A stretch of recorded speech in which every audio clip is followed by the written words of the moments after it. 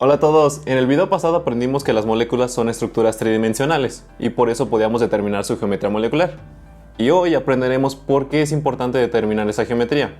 Y en sí hay varios aspectos, sobre todo cuando uno estudia la química orgánica, pero hoy nos enfocaremos en cómo afecta la geometría a la polaridad de una molécula. Ya hablamos un poco sobre polaridad cuando vimos el enlace covalente. Dijimos que cuando hay un enlace covalente polar, que es cuando se unen dos no metales al compartir un par de electrones de manera desigual, porque un elemento es mucho más electronegativo y atrae más fuerte los electrones. Bueno, eso producía la polaridad en un enlace, o sea que haya una carga parcial positiva en un extremo y una carga parcial negativa en el otro. Además, eso lo podemos representar con un diagrama que muestre la densidad electrónica de la molécula. Recuerda que con densidad electrónica nos referimos a la zona de la molécula donde se concentran los electrones. Es decir, la zona de alta densidad es el polo negativo y la zona de baja densidad es el polo positivo. Ok, si hasta aquí no has tenido problemas con los términos que estoy usando, creo podemos continuar. Si no, te recomiendo checar el video de enlaces covalentes para revisar esos conceptos y volvemos. Dicho eso, en el enlace covalente usábamos la diferencia de electronegatividad para saber si una molécula tenía polos. Hoy vamos a utilizar un término aún más especial para eso, el momento dipolar.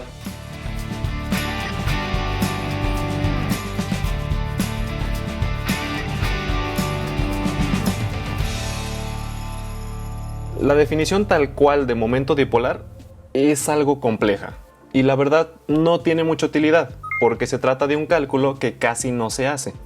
En realidad el momento dipolar se determina experimentalmente y ya con los datos que se obtienen, que podemos consultar en libros o en internet, podemos analizar y entender mejor una molécula. Entonces, para mantener esto fácil, para nosotros el momento dipolar va a representar un valor que nos indique qué tan polar o no polar es una molécula. Básicamente sirve como una escala de polaridad. Por ejemplo, si tenemos un momento dipolar alto, significa que una molécula es muy polar. O sea, que las cargas parciales positiva y negativa de esa molécula son grandes. En cambio, un momento dipolar bajo significa que las cargas parciales son pequeñas. De hecho, si el momento dipolar es igual a cero, estamos hablando de una molécula neutra, una molécula apolar. Lo que sí debes tener en mente es que el momento dipolar de una molécula compleja va a depender de dos factores principalmente, de los dipolos de enlace y la geometría molecular. Primero veamos qué es eso de dipolo de enlace. Imagina que tenemos el ácido clorhídrico, el cloro unido al hidrógeno. Nosotros sabemos que el cloro es más electronegativo que el hidrógeno, o por ubicarlos en la tabla periódica, o bien podríamos buscar el valor exacto en cualquier libro. De cualquier modo, podemos estar seguros que existe una diferencia de electronegatividad entre ellos. Y por el simple hecho de saber que existe esa diferencia, sabemos que este enlace presenta un dipolo. Normalmente se representa como una flecha que apunta hacia el átomo más electronegativo, digamos que hacia el lado negativo del enlace.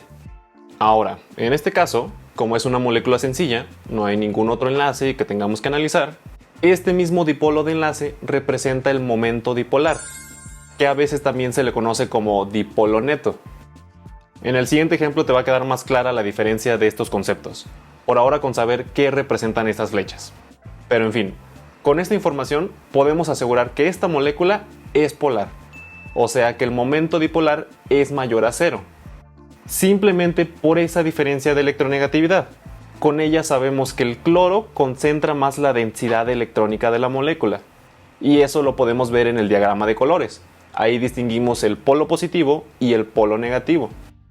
Eso es un caso sencillo. Ahora comparemos qué pasa con el ácido cianhídrico. Esa es una molécula más compleja, entonces primero tenemos que checar su geometría molecular, que vendría siendo lineal. Además, en este caso ya tenemos que checar dos dipolos de enlace, uno que sería entre el nitrógeno y el carbono y el otro entre el hidrógeno y el carbono. Primero tenemos que checar quién es más electronegativo. Y de nuevo usando la tabla o buscando los datos, sabríamos que el nitrógeno es el más electronegativo. Después le seguiría el carbono y el hidrógeno es el menos electronegativo. Después, una vez que nos aseguramos que existe una diferencia de electronegatividad, podemos dibujar el dipolo de enlace entre el carbono y el nitrógeno, que estaría apuntando hacia el nitrógeno. Recuerda, hacia el lado negativo. Pero también tenemos que dibujar un dipolo de enlace desde el hidrógeno hacia el carbono, porque sabemos que existe una pequeña diferencia de electronegatividad entre ellos. Ahora la pregunta es, ¿cuál es el momento dipolar o el dipolo neto de esta molécula? Para eso debes de saber que los momentos dipolares y el dipolo de enlace se comportan como magnitudes vectoriales. Eso quiere decir que si dos dipolos van en el mismo sentido, se suman, o si van en sentidos contrarios, se cancelan. Por ejemplo, aquí los dos dipolos van en la misma dirección. Entonces el momento dipolar de toda la molécula, 1 es bastante grande porque es la suma de los otros dos, y 2 también iría hacia allá. Por lo tanto, esta molécula, el momento dipolar es mayor a 0, es decir, es una molécula polar. Por eso también le decimos dipolo neto, porque se refiere a que toma en cuenta todos los dipolos que haya, que en este caso se suman, pero no siempre es así. Por ejemplo, cambiemos al dióxido de carbono. Esta es una molécula que también tiene geometría lineal, que le tenemos que analizar dos enlaces. Primero, con una tabla periódica, podemos ver que el oxígeno es más electronegativo que el carbono. Entonces podemos dibujar un dipolo de enlace que vaya del carbono a un oxígeno, y también otro del mismo carbono al otro oxígeno. Recuerda, tenemos que analizar cada enlace. Y ahora la pregunta es, ¿hay momento dipolar o dipolo neto? Y la respuesta es no. En este caso, a diferencia del anterior, los dipolos de enlace van en direcciones totalmente opuestas, entonces se cancelan entre ellos. Imagínalo así, es como si dos amigos me estuvieran sujetando por los brazos y me estuvieran jaloneando. Si los dos son igual de fuertes, pues yo no me voy a ir a ningún lado, me voy a quedar en el mismo sitio. Eso es lo que pasa aquí. La geometría lineal del dióxido de carbono hace que cada oxígeno jale la densidad electrónica con la misma fuerza hacia lados opuestos. Por eso decimos que los dipolos se cancelan. Por lo tanto, en este caso, el dióxido de carbono tiene un momento dipolar igual a 0. O sea que a pesar de tener enlaces covalentes polares, es una molécula apolar. Por eso te debes fijar en estos dos aspectos para determinar si una molécula tiene momento dipolar. En que haya una diferencia de electronegatividad y además de que la geometría molecular lo permita, que no se cancelen los dipolos de enlace. Por ejemplo, chequemos rápido otros casos con diferentes geometrías. Veamos dos compuestos con geometría trigonal plana, el trifluoruro de boro y el formaldehído. En el caso del trifluoruro de boro, el flúor es mucho más electronegativo, entonces dibujaríamos el dipolo hacia el flúor. Claramente sería lo mismo con cada enlace. Entonces, aquí como todos los dipolos van en direcciones contrarias, se cancelan entre ellos. No hay momento dipolar. Recuerda que la geometría trigonal plana es así. Como los átomos están en direcciones totalmente contrarias, sí se pueden cancelar entre ellos. Y es meramente visual saber si los dipolos se pueden sumar o se pueden cancelar, que también se podría hacer con cálculos, pero nada más sería meterse en problemas. Luego se nota. Pero en fin, el trifluoruro de boro sería apolar por esta misma razón. Ahora, en el caso del formaldehído, el carbono es más electronegativo que los hidrógenos. Entonces, ambos dipolos estarían apuntando hacia el carbono. Y el oxígeno ya sabemos que es mucho más electronegativo. Entonces, sería otro dipolo aún más grande hacia arriba. Por lo tanto, aquí sí tenemos un momento dipolar. Digamos que el dipolo neto iría hacia arriba. Para mí parece como si los hidrógenos estuvieran empujando la densidad electrónica desde abajo y el oxígeno aún la jala más hacia arriba. Entonces por eso el momento dipolar resulta en esa misma dirección y da una molécula muy polar. Cambiando de geometría, en el caso de la estructura tetraédrica pasa algo similar. Por ejemplo, el compuesto tetracloruro de carbono es así. En sí, el cloro es más electronegativo que el carbono. Entonces, los dipolos de enlace parecerían ir del centro hacia afuera. E igual que el trifluoruro de boro, aquí todos esos dipolos apuntan en direcciones totalmente contrarias. Además son de la misma magnitud, entonces se cancelan y resultan en una molécula apolar. En cambio, en el caso del metano, el carbono es más electronegativo, entonces todos los dipolos estarían apuntando hacia él. Pero en sí también van en direcciones contrarias, entonces aquí también se cancelan. En sí, la única manera de que se forme un momento dipolar en la geometría tetraédrica es que haya átomos diferentes. Por ejemplo, imagina que al metano le cambiamos un hidrógeno por un cloro.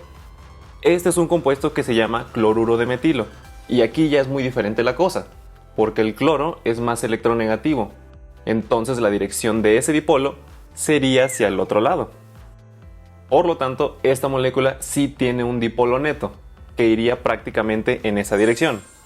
De hecho, el cloruro de metilo es una molécula muy polar, porque se están sumando todos esos dipolos. Por último, chequemos un detalle importante. Los electrones libres también afectan la polaridad de una molécula. Por ejemplo, checa la molécula del agua, que tendría geometría angular. Como el oxígeno es más electronegativo que el hidrógeno, podríamos dibujar los dipolos de enlace apuntando hacia el oxígeno, lo que ya le daría un momento dipolar a esta molécula.